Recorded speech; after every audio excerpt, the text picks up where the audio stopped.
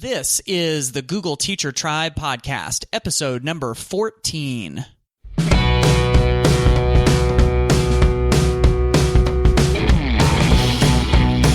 Welcome to the Google Teacher Tribe podcast, your source for the latest news on Google for education, tips, tricks, and teaching ideas you can use in class tomorrow.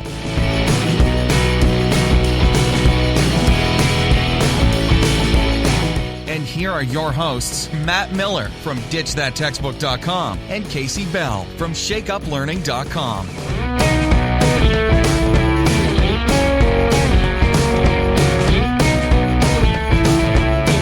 Kasey, one of my favorite things that comes out of this podcast is whenever we talk about something on the show and then somebody sends us a tweet or an email and they show us what they're doing with it. I mean, how great is that? I know. I am totally blown away at how easily people are taking the ideas and the tips and tricks and all of the fabulous interview content that we've shared and using it the next day in their classroom. And we just received the coolest tweet with some really fun stop motion videos. Yes. Yeah. So this came to us from Sean Else, who teaches 3rd and 4th grade in Ontario in Canada. And his students were creating these little stop motion videos with Google Slides, kind of like something that we mentioned in a previous episode. And so these guys are using Screencastify to record their screen, and they're flipping through these slides that they've created, and they're adding little sound effects and voiceovers, and it's really pretty impressive. They are super cute. Yes. Yeah. I think that is definitely the word. They really are cute. They are. As a guy, I am not afraid to call something cute when it's the truth. So yes. So, but we love seeing this, and that's actually one of the reasons why we wanted to bring it up. So keep sharing what you're doing and the things that you learn, or when you run into problems and questions. That's what the tribe is all about. We want to connect with you, we want to learn with you, and we want to help each other. So, don't be afraid to use the hashtag on Twitter, or tag us, or leave us a voicemail on the GoogleTeacherTribe.com/feedback. So we love hearing what's working, what's not working. That's what we're here for. We want to make sure that we're helping teachers learn how to do some awesome things to transform the classroom. Yes, absolutely. And so to give them some more content, some more ideas to transform that classroom, Kasey, what do we got for today? So, Matt, we have some super exciting things to share in episode 14 of the Google Teacher Tribe podcast. Yes. So we both have shared a lot of the hidden tools of Google, the hidden treasures from Google. So we're going to share some of our favorites in today's episode to help expand your digital toolbox. And we've got some really exciting news and updates, especially the new Google Earth. So we're going to talk a little bit about that. We've got some feedback from our listeners. And of course, we've got some interesting ideas and tips from our blogs to share. All right, let's get right to it. So I'm not sure if you tribers have heard about this, but this is really, really big news when it comes to Google. We have a brand new Google Earth. And so I remember back in the days when you used to have to download the Google Earth program onto your computer, and it was a little bit clunky. But now this is awesome. It is all streamlined. It looks so much better. It's all available on the web. And I think in one word, if I had to sum the whole thing up, the word that I would use is gorgeous. What do you think, Kasey? Matt and I spent a good 15 or 20 minutes before we were supposed to record just playing with Google Earth, and we couldn't stop, right? Like, we were both just like, what? Oh my gosh, this is incredible. I kind of wish we had been recording that, because I think our reactions were so funny. But yes, it's amazing. So I can't believe the clarity and ease and how fast it loads. It's just, and it's got some really fun new features that I think we can bring into our classrooms and do some even more interesting things. I was wowed when Google Earth came out. I don't know how many years ago it was, several years ago. And I was totally blown away. Like, can't believe that we can do this. And now, yeah, they've done it again. They have totally revamped the entire process, and it's web-based, right? Yeah. We don't need extra, we've struggled with some of our devices with plugins and things like that to make some things work and creating the Google Earth tours and things like that. But to have this web-based is just awesome sauce. Yes, absolutely. So some of the things that I love about it is that whenever you zoom into the Earth using the satellite, you have this 3D option. And if you click on 3D, and if you're using a computer, you can hold in Shift and drag it around. And then you can see the world kind of like, it's almost like just a little bit above ground. And my favorite place to do that is when you're in a city, because you can see like the big buildings and the skyscrapers, and you can see them sticking up over the horizon, which is amazing. And then the second thing I really love about it is this option called Voyager. And so Voyager has all of these, it's kind of like curating important places and views and images and all of that for all these different locations around the world. So as I'm flipping through it right now, it's got a collection for Machu Picchu in Peru, and it's got New York City. It says the big five beasts of Africa, Hemingway's hangouts. I mean, it's got all of these really neat curations. So if any of those tie into your content, I think that's an instant win. Yes, and obviously you can still search. You can do all kinds of fun things. I am really looking forward to seeing what teachers come up with the new features and things that we can do in the classroom. I just clicked on something about the Muppets around the world, so I'm already distracted. So I think this is just going to offer us some really new and exciting ways. And when we now connect this with all of the other apps, I think we're starting to see that overlap between Earth, Street View, Expeditions, and all of those types of things. So I think we had a couple of other updates to share besides Google Earth, although we could keep talking about this one, and we're just now learning about it. So yeah, I was going to say, if you want to keep looking at Muppets and have me do these next two, I will. But if you want to kind of stick to the script and share these next two, then maybe I'll go look at the Muppets. Okay. Maybe we need to stick to the script. We do try to keep these short, so... The next thing on the list is called the Google Search Fact Check, which in the world that we live in now with the fake news that we're always talking about, this is a really nice little feature that is built into Google Search. Now, you're not going to find this with everything that you search, but if you go to our show notes at googleteachertribe.com/14, you will find a link to the article that will show you some examples. So, for instance, if you search 27 million people enslaved, at the top you will see one of the search results, and it will tell you fact checked by PolitiFact. So it will tell you if it's verified and who has verified it. So there's some processes to getting this set up. So I think we will see this improve along the timeline here as we have more content and as more people are building into this feature here, because there's some directions for publishers and things like that. So, but I think this is great, and we need to remind our students all the time that just because it's on the internet does not mean that it's true, right? Right, exactly. This is just another one of those tools. Of course, common sense and having some of those lessons and those conversations about verifying your facts are important, but it is nice to have more tools in the tool belt. And we have another update about Google Sites, right?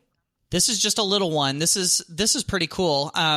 In this article that we found, the writer was telling us how a lot of their enterprise, like their business users, wanted in their Google Sites to be able to put a logo and then pull the colors from that logo to kind of complement the rest of the site. Well, now you can do just that. So if you've got a school district logo, or if your project has a logo, you can stick that right onto your site, and then it's going to let you pull. It detects the colors that are in the logo so that you can start incorporating them without even having to work on it. So it's a little thing, but for some people, this is going to be a big thing.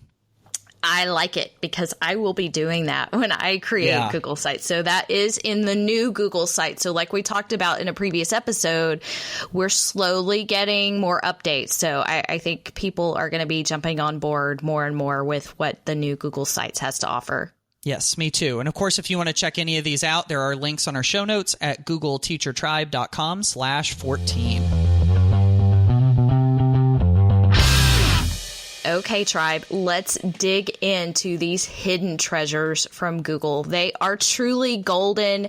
These are gems that people find all the time and are just wowed by these. I can't tell you how much I enjoy sharing the lesser known tools, because everybody kind of knows about Google Drive and then the main like G Suite, I think, core applications now.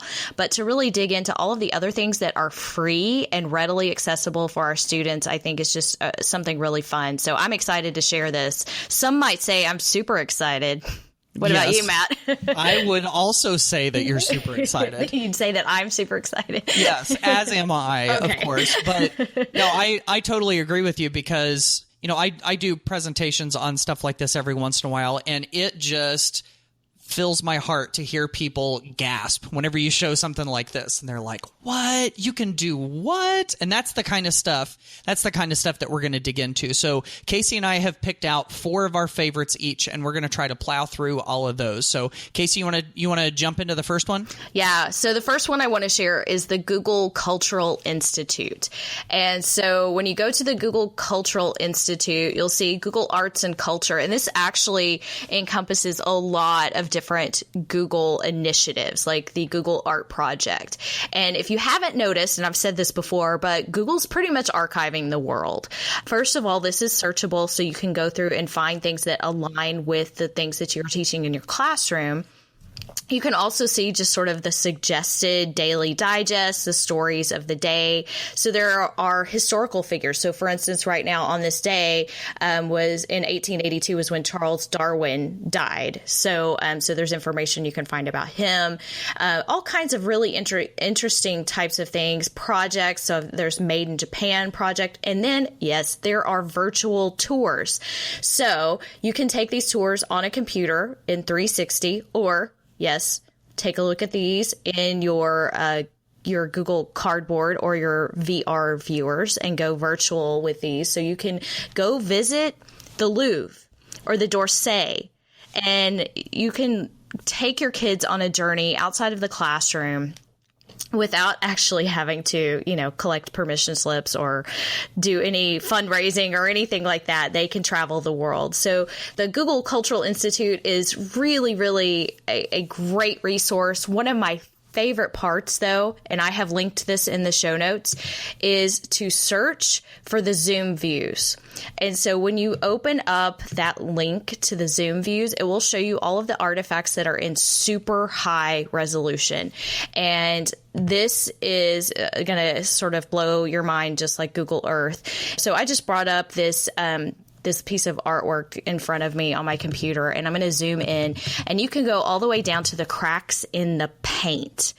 It's just like, I show this when I do the presentations, and it's one of those moments where all of the participants are like, whoa, because guess what? If we were at the museum, they wouldn't let us stand close enough to this piece of artwork to see it in this kind of clarity. So it's almost at a better resolution than we could see with the naked eye. So it just blows me away what you can do. And you can create your own collections and share those with your students as well. Yeah, I'd like to call this the super duper ultra mega high resolution. I think that should be the technical term for it. I think so. I think that sounds like some new fancy acronym that you just invented. Yeah, exactly. So, yeah, I absolutely love Google Cultural Institute too. It's really kind of like plug and play content. If you can find a collection or just different pieces of material you could use in your lesson, then it's a no-brainer. So, yeah, that's a good one. I'm glad you brought it up. So, to move on to our second one here, this is my first one, and it's called nGram Viewer. This is a little bit of an obscure one, but hey, that's what this whole episode is all about. And so here's what nGram Viewer is. Basically, Google has archived, kind of like what Kasey was saying, it's like they're archiving the world. They've archived like thousands and thousands and thousands and thousands of books. And all of the words in those books are in this huge archive. And so they're all of these words are saved into a data set. And what you can do with nGram Viewer is you can put in a word or a phrase, and you can search those books to find out how often that word or phrase shows up in those books over time. And so if you go to books.google.com/ngrams, then it's going to pop up in nGram Viewer. And the example that it always shows is it's got a search for Albert Einstein, Sherlock Holmes, and Frankenstein. And so if you look at Sherlock Holmes, for example, you'll notice that the name Sherlock Holmes did not show up in any books at all until about 1890. And then it starts to take off, which, of course, is correlated with when the book was written. And so you get to see kind of the rise and the fall of the popularity of Sherlock Holmes. And what's neat about this is that it takes actual concrete hard data and it lets you look at that data and learn something about history. Or you can learn about the history and then look at the data and see, well, why did it fluctuate the way that it did when it did? So I think it's a really neat way to take history and just stories and then pair them together with concrete hard data. And this is a neat tool that you could use in research projects, I think, also. Absolutely. I love the nGram Viewer. I think it's very telling about time periods, whether it's, fiction or nonfiction, because that's pulling data from 500,000 books over the last, 500 years or something crazy. So being able to see what words were used or how things were described. Yes, I totally agree. And it's a great connection to research. Yep, absolutely. Okay, Kasey, number 3. It's number 2, right? Oh, yours is number 2. This is number 3 overall. Wow, I gotta learn how to... Okay, sorry. No, I misunderstood where you were going with that. My number 2 was Google Trends. And so this is another great research tool, but, Google has their hands on some tremendous data. They know a lot about you. I always say you must both fear and respect Google. And Google Trends will show you what people have been searching for, what is trending in the world of Google search. And it's very telling about our culture and some other things. And usually you'll see sort of the top trends listed. I don't know why, but Justin Bieber seems to always make a recurring appearance in that list. But the Google Trends is interesting. But actually my favorite part, which I've also linked separately, is part of that, but it's called Hot Trends. And so when you go to Hot Trends, it will actually show you sort of live what people are searching for at that very moment. And it's in this page full of colored cards. Of course, they're in the Google primary colors where you can see people typing in words. And it gets even better because at the bottom of that page, you can actually change the country and see what's trending in other countries. And I think that's very powerful depending on what you may be studying and to see what's going on across the world. And sometimes what's trending in other countries is the same thing that's trending here, but it could open up some really good conversations, I think, with our students. Yeah, definitely. I've heard people say that sometimes whenever you teach, you've got to teach with a book of your content in one hand and the newspaper in the other hand. And so, being able to bring in some of these things that are actually going on in the world right now helps keep our lessons relevant to what today's needs are, but it also keeps it fresh and new and interesting. So I love that as a tool that you brought up. Yes, and I believe your next tool is actually one of my favorite little tricks. Yes. Okay, so the next one is the reverse image search. So if you've ever been to Google Images, I bet you have, you go to images.google.com, and it looks like a regular old Google search, but there is an extra little icon over on the right side of it, and that little icon is a camera. If you click on that camera, you can actually upload a picture. And Google will search the web to find out where that picture is in other locations. And so there are lots of ways to use this. I came across a sort of an interesting way recently, because as a blogger that's been doing this for a little while, I've started to get requests for guest blog posts. And a lot of times they're kind of spammy. And so I got one of these and I thought it looked sort of fake. So I clicked on the link to their Twitter profile and saw the profile picture and thought that looked fake. So I downloaded their Twitter profile picture and I ran it through the reverse image search. And guess what it found? What? Stock photo. Oh. This was not a real person. This was a stock photo that they bought. So I sent them a glowing little email saying, please don't send us education bloggers, blah, blah, blah, blah, XOXO, hearts and love, Matt. Okay, not really the hearts and love part, but that was the way that I could track down and figure out that it wasn't really a person. So lots and lots of different ways that you can use this, and it is a pretty cool, sneaky trick. It is. I love the idea of using an image to start a unit of inquiry as well. So maybe not even the full image, but maybe like part of an image, and teaching students this trick so that they sort of dive in on their own and discover what it is and sort of, you know, figure out where the unit is going to take them and develop their questions along the way. I am not opposed to using a reverse image search for shopping. Just throwing that out there, ladies. When you find that pair of shoes on Pinterest that goes nowhere, you know what I'm talking about. Yes, you can use a reverse image search to find out if somebody is selling it. Nice. I never would have thought of that. All right. Very good. So what's next, Kasey? All right, so this is the perfect time of year to share this next tool. This is called Google Takeout. And this is the time of year when I get the question, hey, how do I get my stuff out of my Google account? Because I'm changing districts. Whether you're moving teaching jobs or you're a student who's actually changing schools and things like that, people ask this all the time. How do I get my stuff from one Google account to the other? Well, Google doesn't allow you to transfer. And if you really think about it, it makes sense because different, personal accounts are owned by personal people. G Suite for Education accounts are owned by the domain. So you can't actually take things and just say, yeah, you have permission. So it's a little more complicated than that.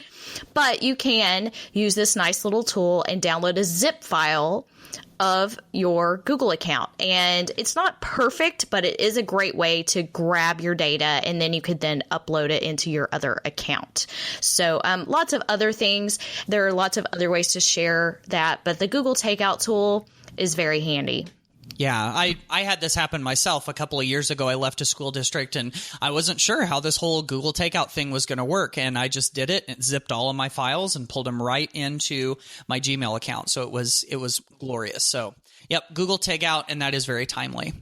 So my next one, this is one that's been around for a little while that I feel like people don't really know about. It's called YouTube Editor. And we all know about searching for videos out on YouTube, but we may not realize what we can do to our own videos and even to other people's videos that we're licensed to use. So if you go to youtube.com/editor, it's just this simple video editing interface where you can pull in video clips. You can cut them and splice them. You can add music over them. You can even pull in other video clips that are labeled Creative Commons out there on YouTube. You put it all together. You can even add titles and text onto your videos. And then when you're done, you just save them as a brand new YouTube video. So if you're looking for a simple thing that is easy to access to manipulate your videos some, then YouTube Editor may be what you're looking for. Yeah, it is a very easy tool, and it's available on mobile as well. So nice little app just to edit right there. Yeah, they've made editing so much easier. It's so quick and easy. So my last tool is somewhat of a sarcastic tool, I will warn you. As an instructional technologist, digital learning consultant, whatever title happens to be today, I always get asked lots of technical questions, lots of googly questions. And guess what I do when I don't know the answer, Matt? You Google it. Yes, absolutely, right? If I don't know what it is, I'm going to look it up. So a lot of times I can't help but be frustrated when people ask me questions and I go to Google it and the answer is the top result. I mean, come on, people. You can Google things for yourselves. So there is a cute little tool called Let Me Google That For You, LMGTFY. And when you go there, it looks like a Google search. You type it in, but what it magically does is take a screencast of how to type the words into a Google search. And you can then send that link to the person who didn't Google it for themselves. Now, I will fully admit I have never actually sent this to someone, although I have been very, very tempted. And you know what? We all can take the time to look up our own answers when they're that simple. If you don't find it, then move on. But I did have a teacher one time tell me a great use for this tool with students, and she has her students use this to prove how they found their answers when they were doing research. So I thought that was great because it's a really easy to use screencast of your search. You don't have to install anything. That's what it's doing. So it's like, oh, okay, that's brilliant. And it's not necessarily the sarcastic. But by the way, if you go to the site, you can send them a couple bucks to support them, and they'll send you some "Let me Google that for you" stickers. Stickers. I may have to do that. Yes. Yeah. What's your last tool, Matt? All right. My last one is called Time Lapse in Google Earth Engine. And this is one that I just stumbled on recently. Well, Google has been collecting all these satellite images of the world for a long time. And basically what this will do is it will show you all of those satellite images in order.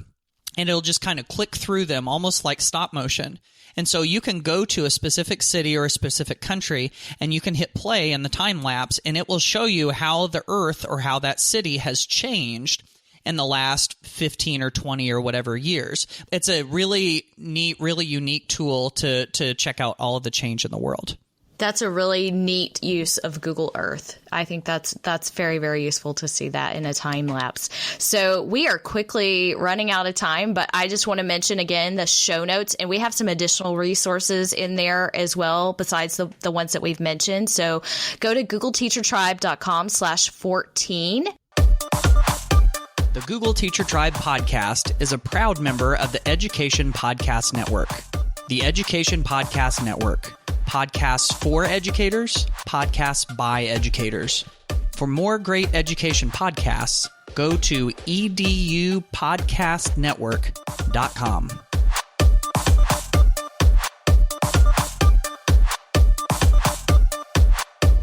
And Matt, I think we also have a question from one of our listeners. Am I right? Yeah, absolutely. So we had this question come in from James Dittis from Gallatin, Tennessee, and he's a German teacher. And here's what James says.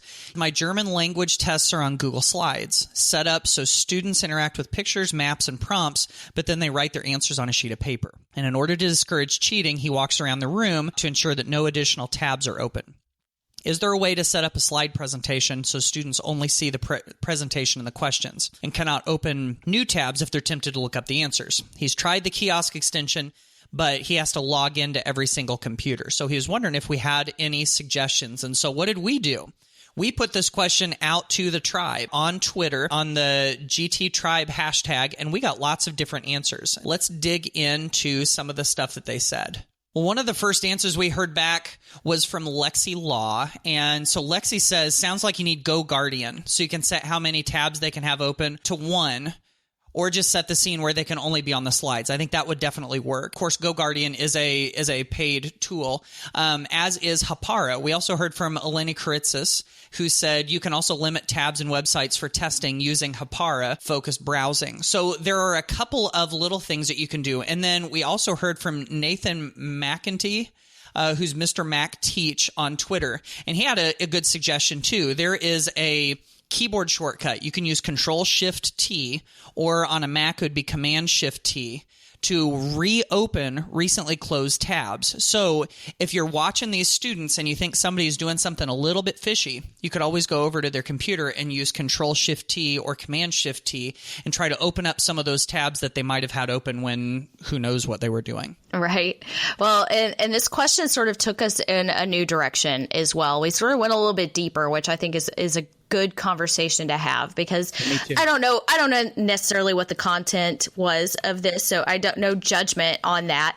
But my question was back to this one, and Shaylin actually chimed in sort of with the same thing, but can we ask questions that are non-Googleable? Is there a way to rephrase this so that it's not just a simple look it up and it's the first answer kind of thing? And the other thing is really just what are we teaching our students? Because we had Ralph come in and he said, if students look it up, isn't that learning, assessing learning or recall? So I definitely hear a lot of talk about the non-Googleable questions, but at the same time, learning how to Google is also a skill that they need. So yeah, Yeah, definitely. It's like the world is changing. Google search isn't going anywhere. It's pretty much staying in our pockets, if not, coming on to even more advanced technology. So that's always going to be at our fingertips. So this is one of the tough questions I think that we have going forward in education is what do we do about that?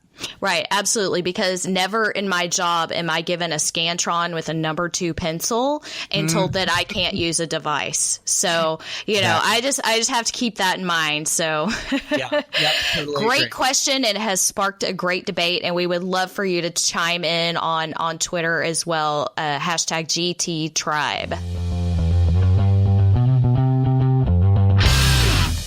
So as we get into our On the Blog section today, I wanted to tell you a little bit about a post I did recently that has to do with Kahoot. Now, I know Kahoot technically isn't a Google tool, but so often we use Kahoot in conjunction with other Google tools. So here's basically the gist of it. If you've never used Kahoot before, and my guess is not very many of you fall under this category, anytime I talk about Kahoot, almost everybody knows what it is, but Kahoot is a really cool tool that you can use to ask students questions. They can ring in on their device, and there's music, and there's a leaderboard, and it basically turns this review session into a game show.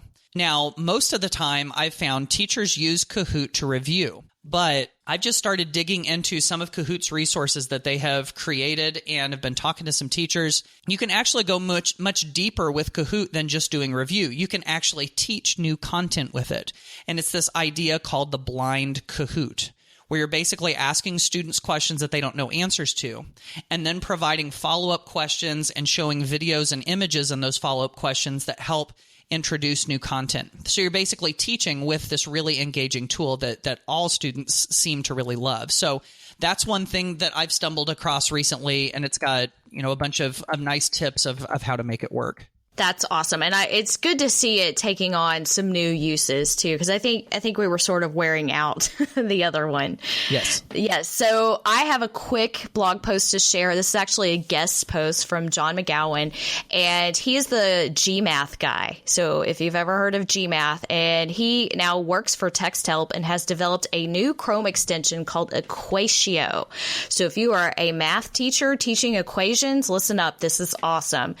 Equatio is, like I said, it's a Chrome extension, and it will allow you to easily create math expressions, including equations and formulas, and put that into a Google Doc.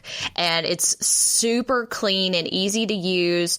There is a special handwriting recognition tool, so you can even handwrite and jot things in. There is a voice tool, so you can dictate things into it. And it's just very, very sophisticated. They also are working on some new ways to integrate it into slides as well. I think that one is coming. Nice. But check out the blog post. So basically, John is really just trying to reinvent the math class. And, digital tools have sort of put math teachers at a disadvantage for a while. It was a little difficult because you couldn't compose mathematically. So now you can actually show your math work digitally with this new Chrome extension. So go check it out. It's free for 30 days. Oh, and I have one quick reminder. The VIP Become a Google Trainer course that I am offering online is still open. So take a moment to go check that out at becomeagoogletrainer.com if you want to learn about becoming a Google certified trainer.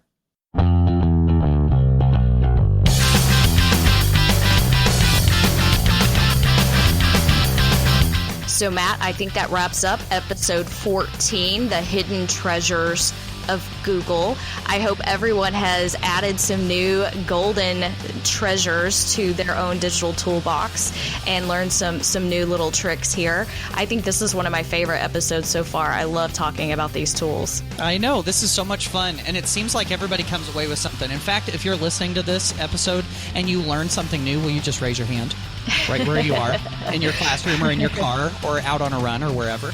So in all seriousness, be careful if you're listening to us on the road. You can always get the show notes at googleteachertribe.com/14. And thanks for joining us today. We'll catch you next time. Yeah, we'll see you on the next episode. Bye, y'all.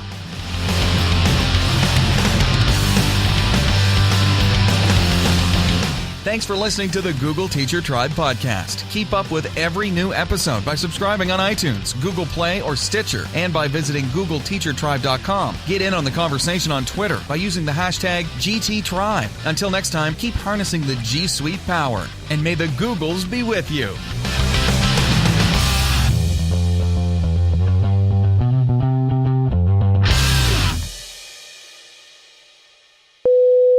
All right. And even if that doesn't work, at least we got something we can work with. So. Yeah, he's got some outtakes at least. Yeah, that's right. Yeah, we've been a little short on outtakes the last couple of times. It's because we're getting so good at it, right? Right. Right. Not. Okay. All right. So you're going to kick off the featured content, the hidden treasures. Mm-hmm.